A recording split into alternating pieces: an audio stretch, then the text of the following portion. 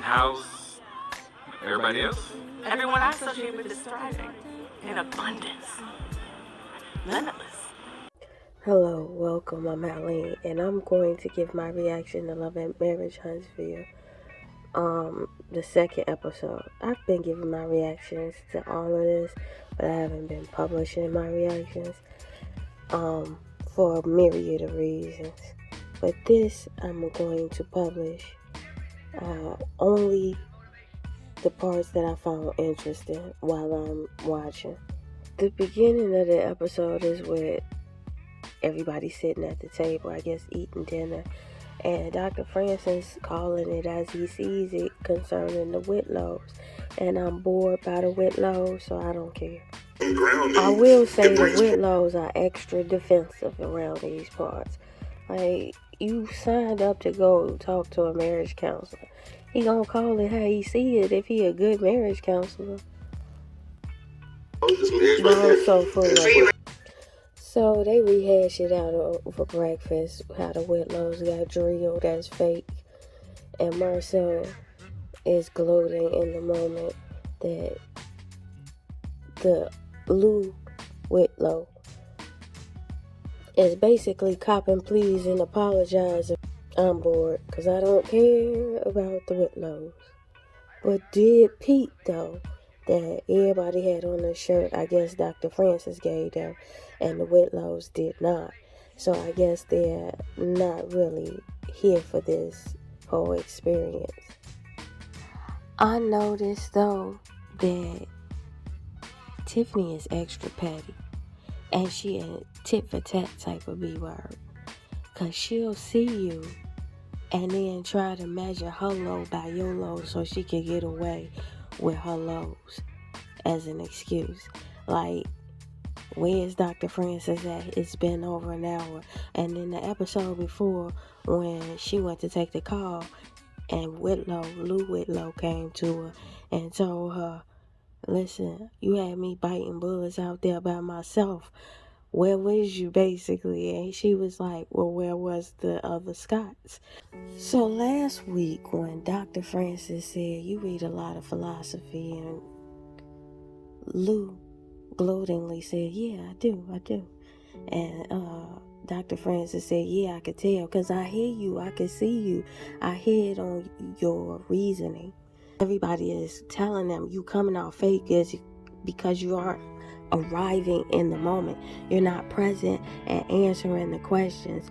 You're being really guarded, basically, and they're not receptive to this, and they take it as an attack.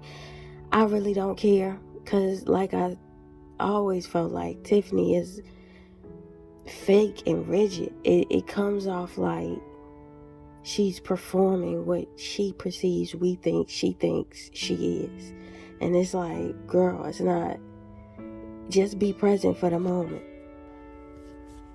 This is what I'm not going to do, is gloat over Marcel because he had a tragedy. I'm praying for him because I don't like to hear unexpected, upper room visitings. But with that being said, Marceau is being very hypocritical. Now, it's just his hypocritical was just in the scene with him and his wife, where he has been in rooms with Dr. Francis and dismissed his perspective and tried to do the same thing that Lou is doing.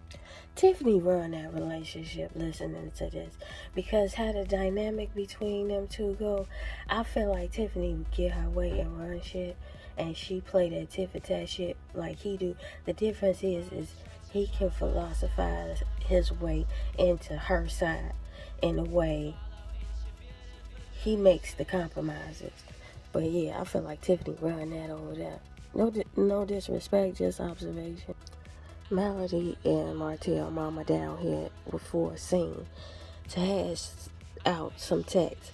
Now, I will say this. Melody on some scorched earth shit. And I know she hurt, but she might regret that in the long run.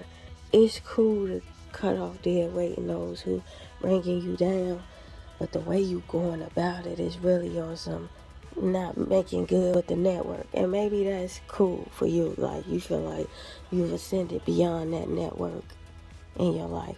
But it is on some scorched earth, burning bridges.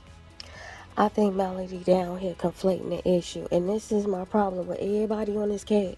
She brings up the part that he upheld the fact, no, that Martell mama upheld Martell, and that she stood up for him, saying that he worked so hard and you gonna break him and all of this.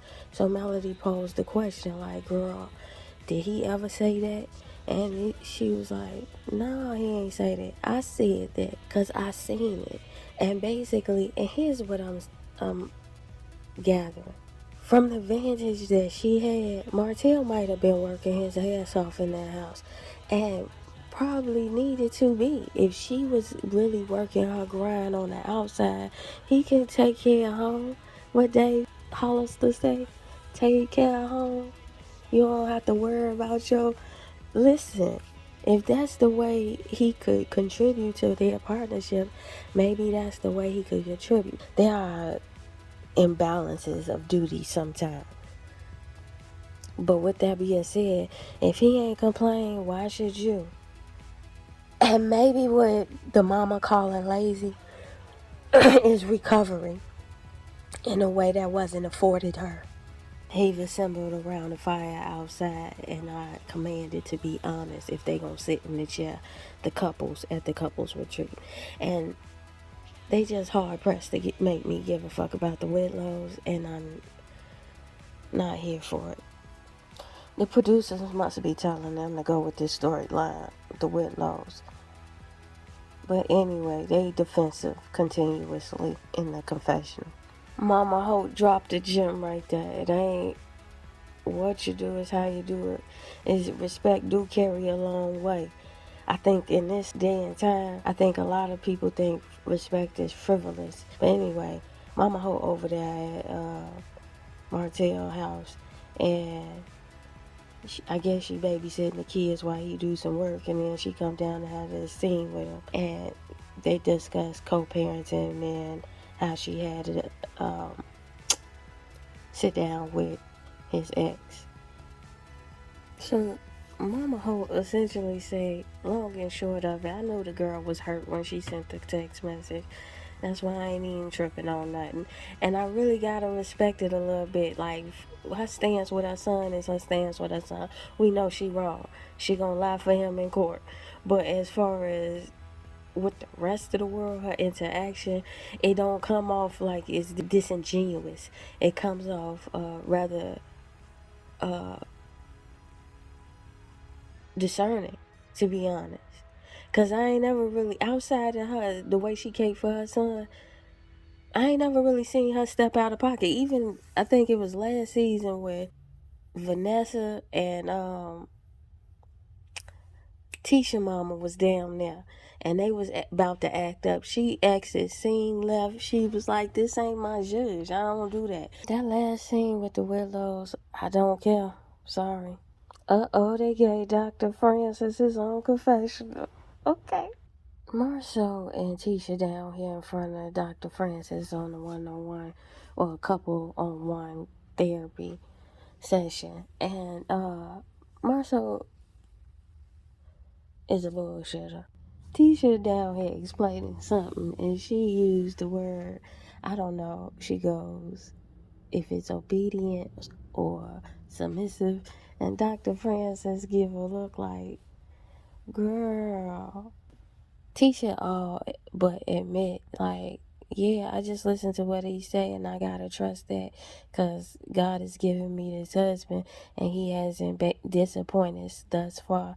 So basically, I'ma just stick beside him, you know what I'm saying, and let his word be the word of the law.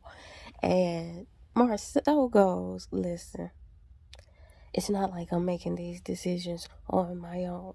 I am down here making these decisions after I discuss it with her, which to my ears, and I may be wrong for translating it this way, but to my ears it feels like you get to vent to her.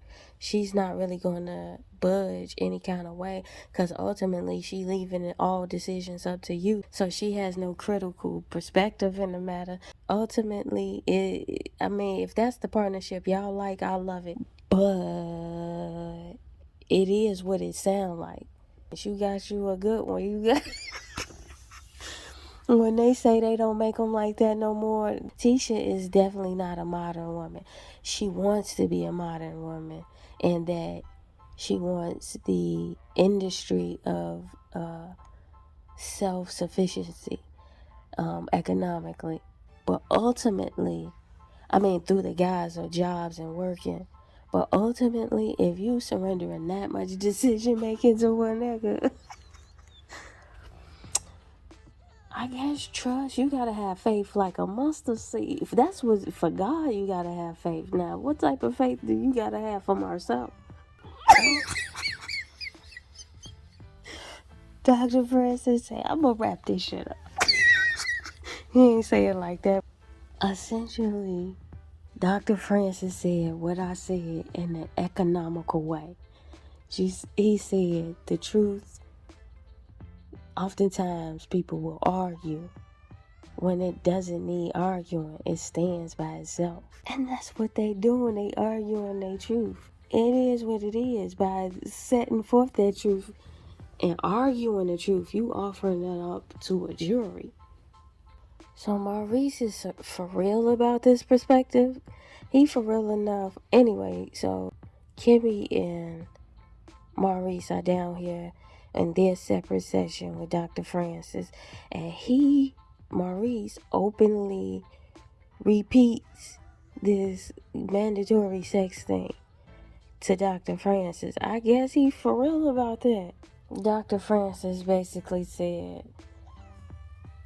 the more you embrace her as a partner, the less she'll be a blow-up doll to you, because it really feel like he just discounting her chores that he's assigned as not men chores, so apparently they're women or girl chores. So to Kimmy point, if I'm in a house full of boys and men and I'm the only woman here, am I your slave? It really sounded Tisha-esque. What do you want? Because if you gonna keep doing it, he gonna keep allowing it. But anyhow, that was Love and Marriage Huntsville. It was a decent episode. I'm waiting for them to get it popping. I think that's the direction this show has gone, where it has become too much of a spectacle to some extent, and it's almost like player participation with the social media. Twitter and Instagram dictate a lot of direction of the storyline, and sometimes it feel like they hold on to storylines a little bit too long, or they put new storylines into the street so everybody can chime in on their perspective, and then they go back to the data dump. It's almost feel like that Netflix movie and them books where you could choose your path. You click on it, it's interactive, and it'll take the story down those paths once you make those choices. It kind of feel like that with this show and social media. Like, social media is dictating the path of which y'all go with these storylines, and it's ringing very redundant. But that's all I have to say. I hope they get it together and have a better relationship. Or is it all for our entertainment? Who knows? And to the ethos, tell the future I said so.